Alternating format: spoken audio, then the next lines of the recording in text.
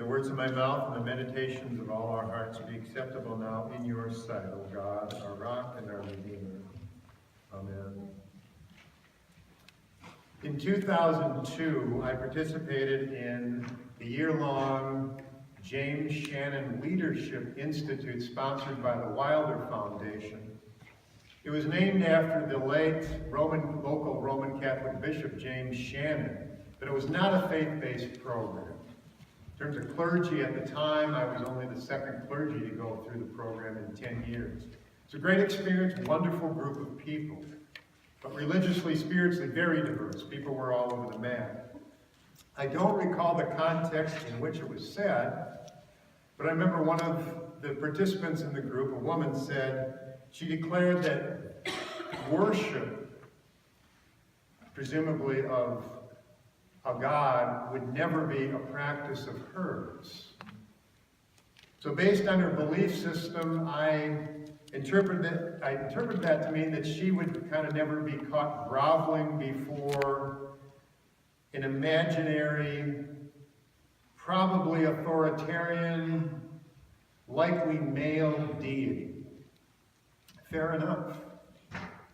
If no higher power or God is part of your belief system, why worship?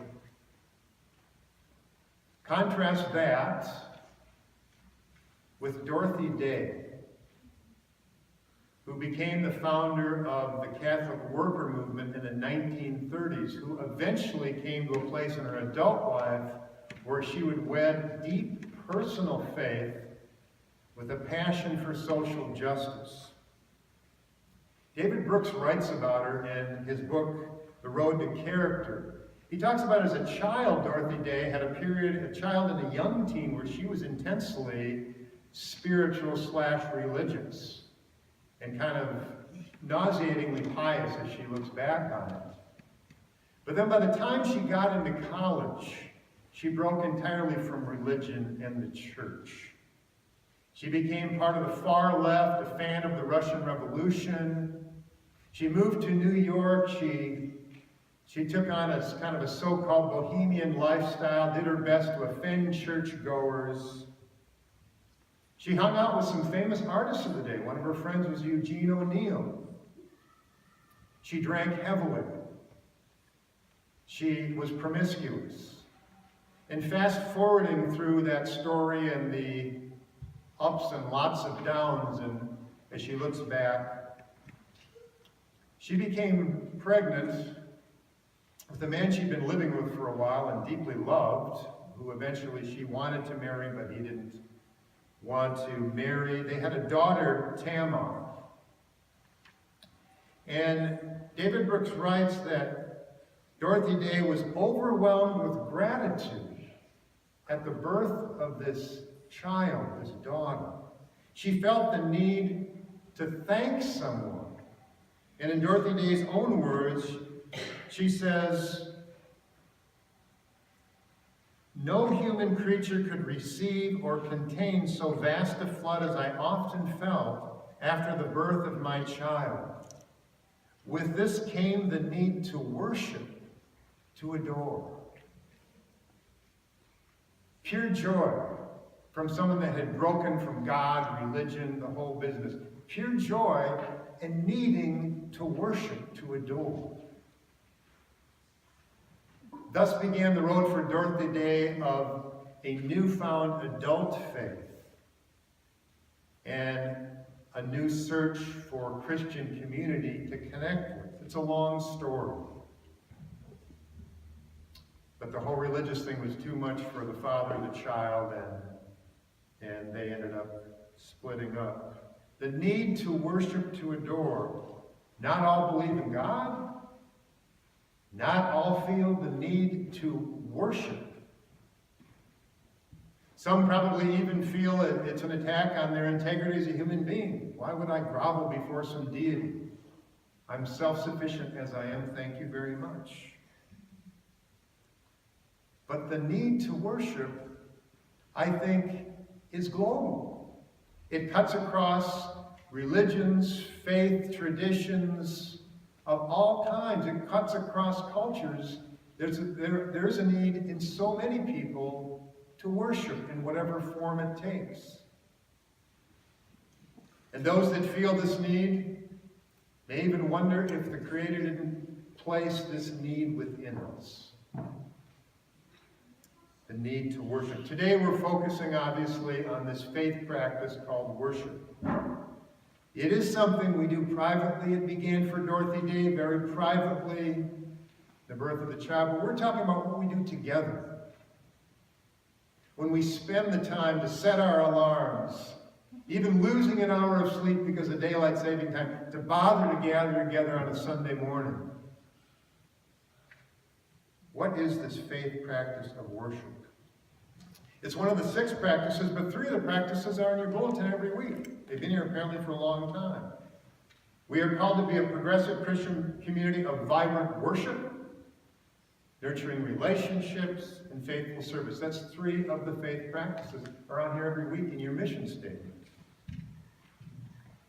Since the death and resurrection of Jesus of Nazareth, since the pouring out of the Spirit on the community we call the church, the Christian community has been gathering to worship for 2,000 years. All kinds of different ways to worship, different kinds of traditions. There really aren't rights and wrongs about it. There are certainly different strokes for different folks. We're not going to talk about the details of Calvary's worship. Probably as time goes on, the wheel will change and what's going to fit this community in the future. But it's the act of doing it. It doesn't have to be perfect, and frankly, I don't think I've been to hardly any worship services that could be considered perfect. It's just coming together and doing it. Seeking to be together in the presence of God with each other. Oftentimes, with a whole lot of strangers. In a church like Calvary, most of you know each other to a certain extent.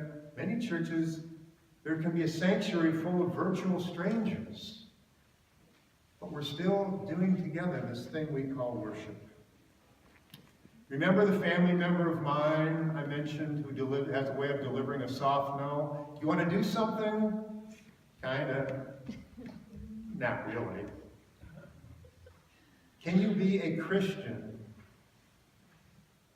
apart from a Christian community and worship? Kinda. Not really. You can pray. You can believe. But being part of a worshiping community, we use the language of word and sacrament. Being part of a word and sacrament community goes hand in hand with being Christian. It kind of doesn't make any sense without that. It's not a private practice. It's a community thing. And as important as small groups are, we'll get to that as another faith practice, there is a time for the body to gather together. And it's critical to feed our faith.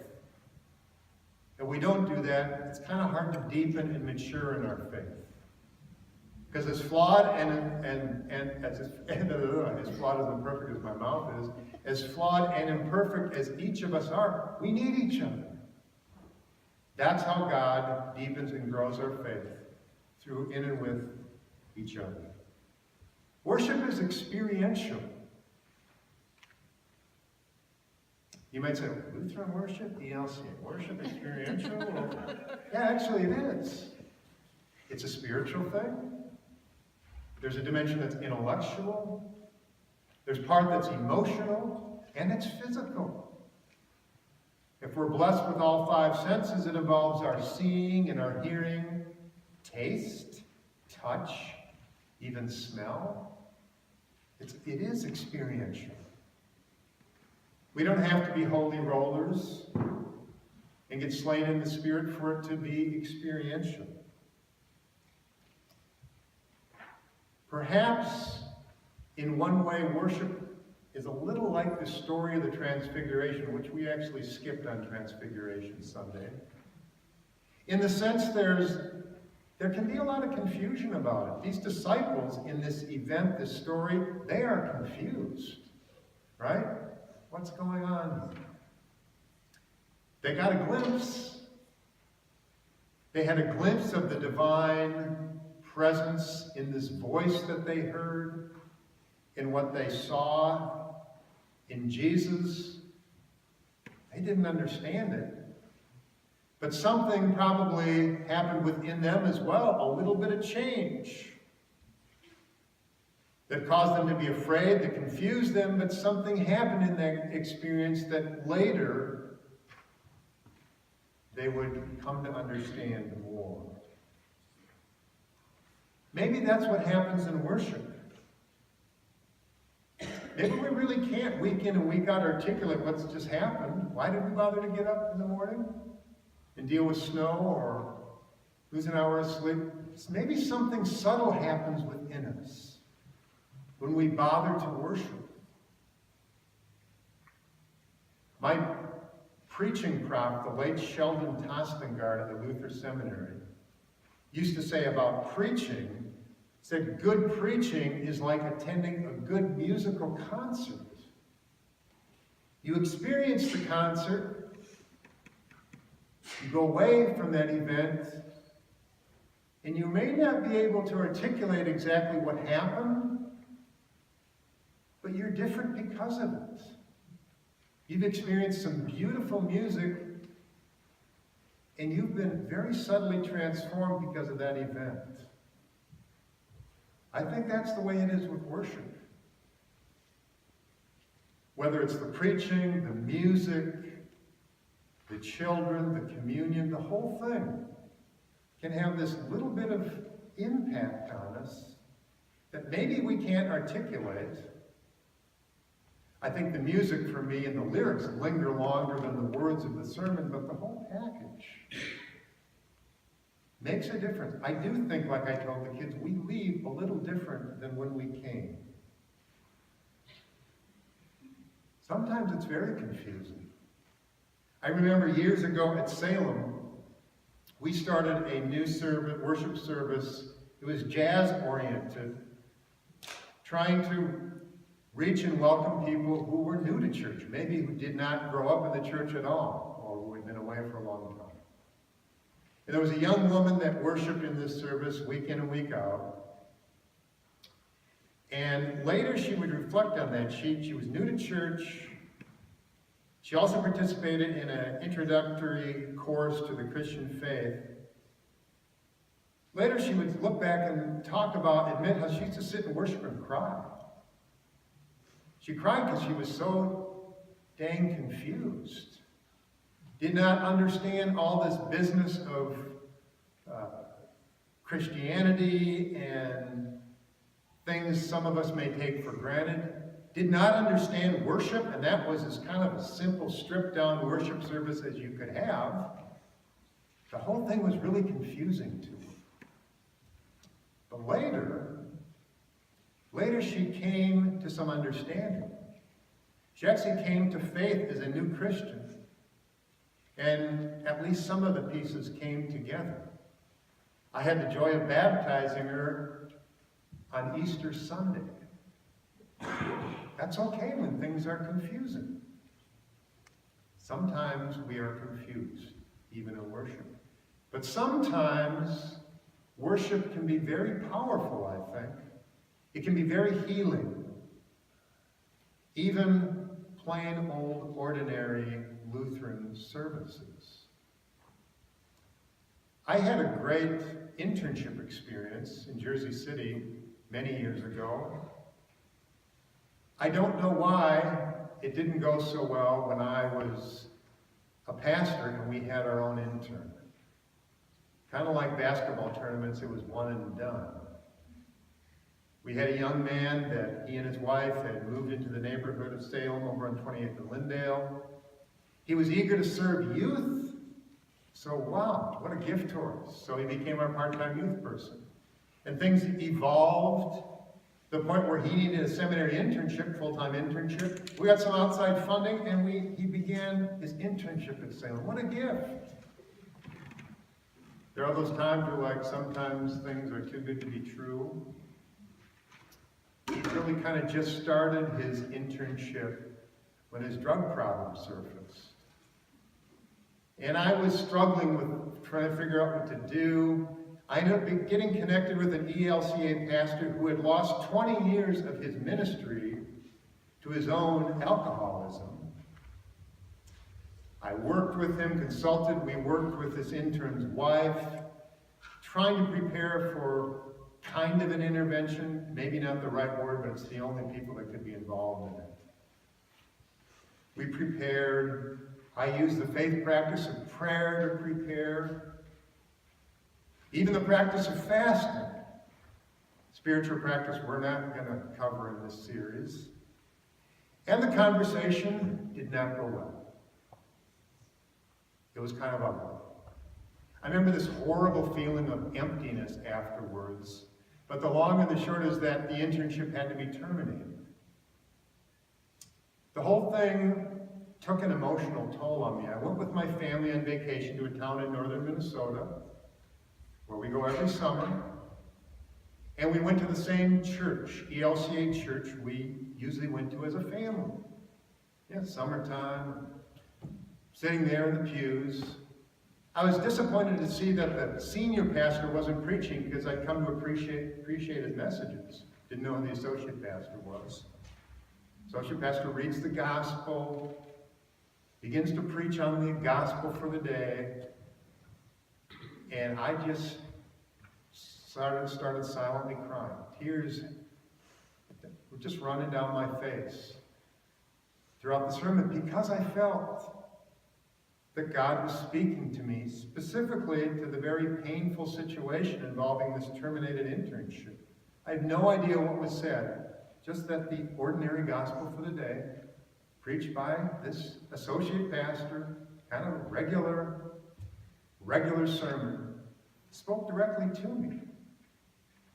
And in the context of the worship, with strangers I didn't know, and the music, everything else, it began a step of healing.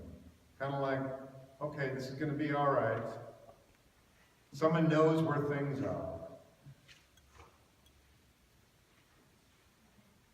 Because you're here today, even talking about worship feels like I'm preaching to the choir.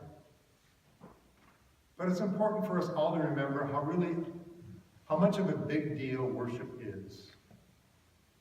Even when we're trying to figure out, are we bringing the cross in or the candles, and is this right? You know, it's really kind of beside the point. Doing this, gathering together, communing together, sharing the peace in the presence of God is a huge practice that makes a big difference in our journey of faith. Amen.